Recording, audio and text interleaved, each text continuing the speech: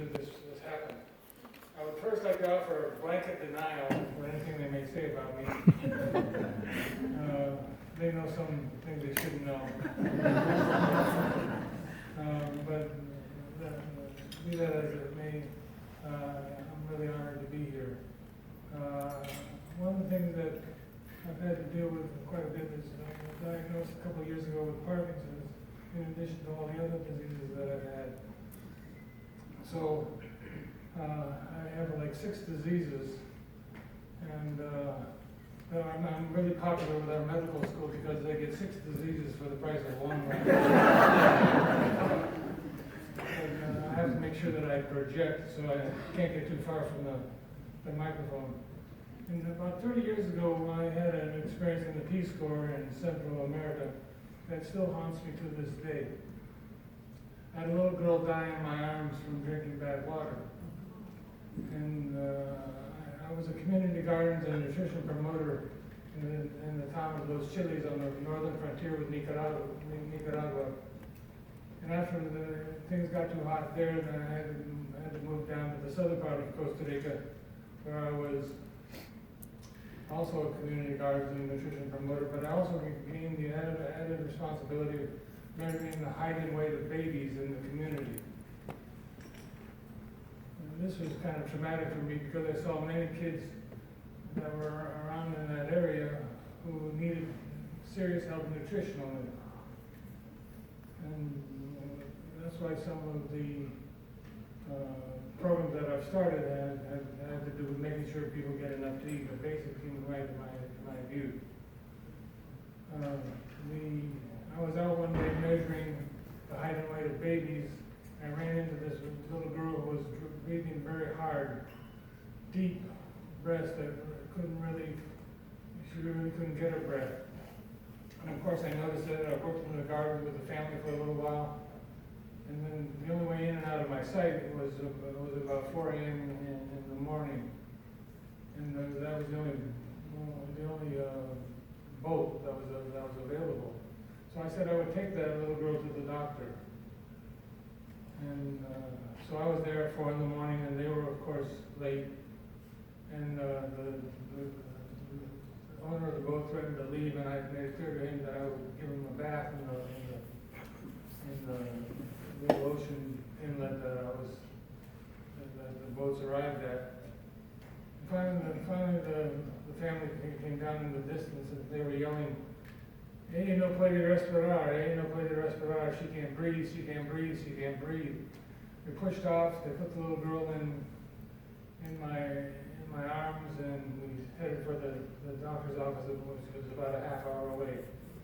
As I tried to do artificial respiration and do chest pumps on this little girl, I felt the soul leave her body. And in the middle of that bay, in that boat, I cried because there's plenty of food available to kids that really have the political will to make sure that everybody has enough to eat.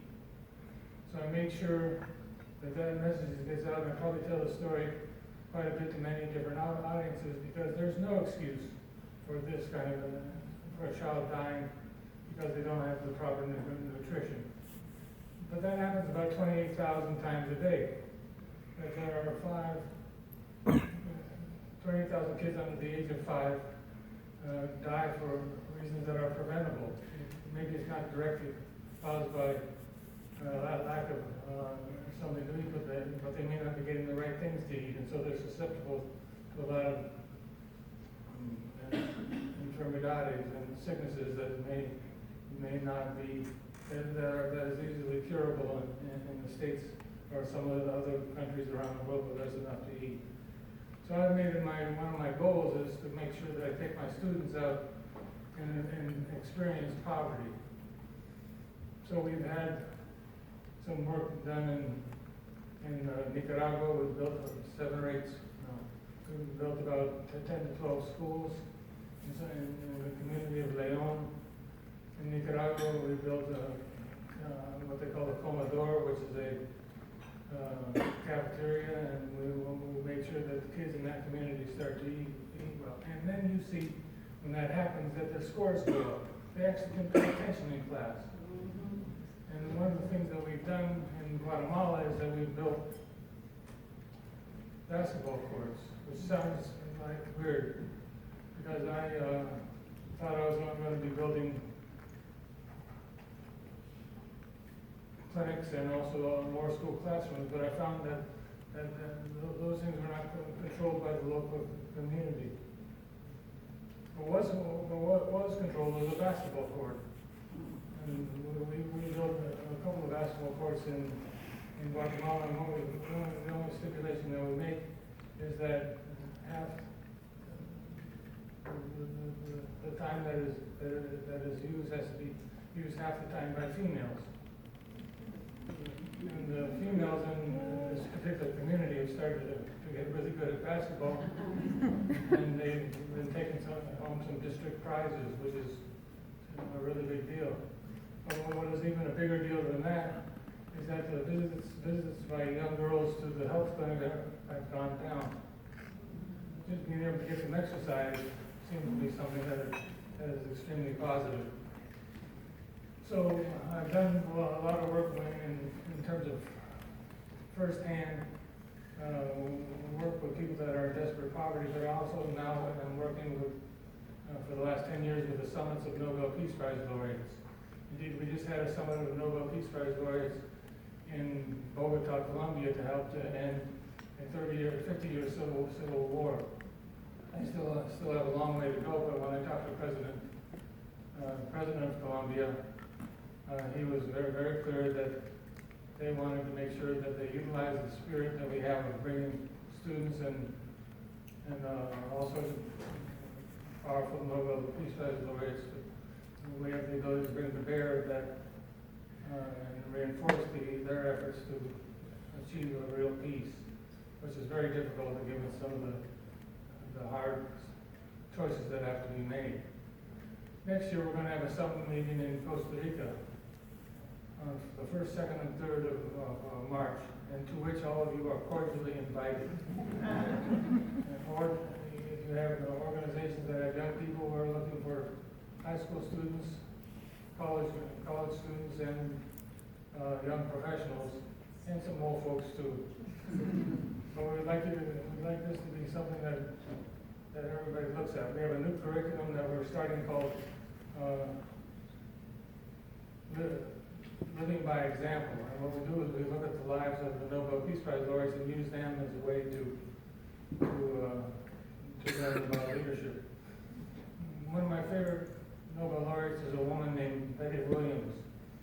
She tells the story about the fact that in Northern Ireland, when she was in her 20s or 30s, she was just a housewife. And she'd kill me if she heard me say that. But what I mean to say is that she was an ordinary person who began a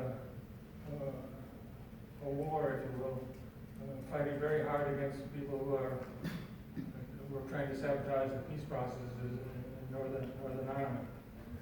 The story goes one day she was waiting in her home when she heard shots outside, and then a crash. And what had happened was that an IRA driver had been killed by British snipers, and he had smashed into a family of four, a mother and three kids, and the kids almost died instantly. Betty came out and held the little girl in her arms, the littlest one, and said that and the girl kind of bled out while Betty was holding her. And the girl died in Betty's arms. So Betty became inspired after that, and she says she lost her fear at that particular moment. And what happened was that she decided to have marches and to have a lot of activity to make sure that people knew about what had been happening. So she had the first march, and as she approached the rendezvous point, there was snipers on the top of the rooftop with their guns pointed at the women at Betty and her family as they arrived at the rendezvous point. However, the rendezvous point, they got there, and the buses came from all over Northern Ireland, Protestants and Catholics. Too many women showed up. They couldn't kill them all. So they had more marches, and every 2 weeks or so, they had another march, and the number that participated doubled each time they had one of these marches. Finally, they had 500,000 people in Trafalgar Square. And 2 weeks later, Betty was awarded the Nobel Peace Prize. And this woman is a gutsy woman with a body sense of humor. But she said, if we're really going to do something, we need to lose our fear of those that might condemn us, those that might fight against us. We need to be very strong and make sure that we go towards our goals of peace and understanding as much as possible. Betty is somebody that's on my honorary board and calls me up every now and then just to make sure that I haven't lost my fear. But what she wants, what she has done more than anything else, is help people to realize that small miracles are enough. You don't have to do something together that changes the whole world, but you can do things one step at a time. When I was in Guatemala, we had a situation in which we were having clinics for people that had physical disabilities. And I ran into a little boy there who had fallen when he'd gotten out of bed, and we thought that he had a brain injury. But he did not. He had Guillain-Barré syndrome, which is the same disease that I had. That turned me into a quadriplegic for a while. He had been kind of ostracized in society, and people with disabilities in many parts of the world are ostracized. That is one of the battles that I intend to continue fighting. That physically disabled people are ostracized.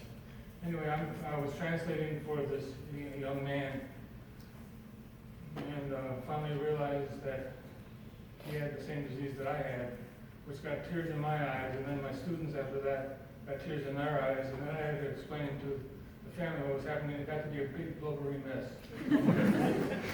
But this kid, with the intervention that we had, we gave him crutches, we gave him exercises. We got on his case when we visited his village later on, made sure that he was doing his exercises. 2 years later, I went to visit him. He walked out the door under his own power. And he started going to classes. He has a girlfriend. That, my friends, is a little miracle. And that's what I think we should all remember. We're all capable of little miracles. And I would encourage you to make sure that you don't limit yourself by thinking that you cannot do something. I've had to learn to walk in my life 3 times. As a baby, after polio, and after Guillain-Barré syndrome. And each time that I've done that, I remember the great philosophers, Chumbawamba, who said, when I get knocked down, I get up again. You're never going to keep me down.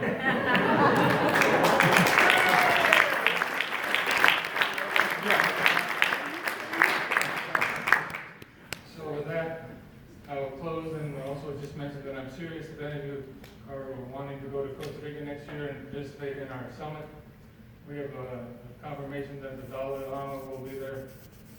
He's been invited and has accepted.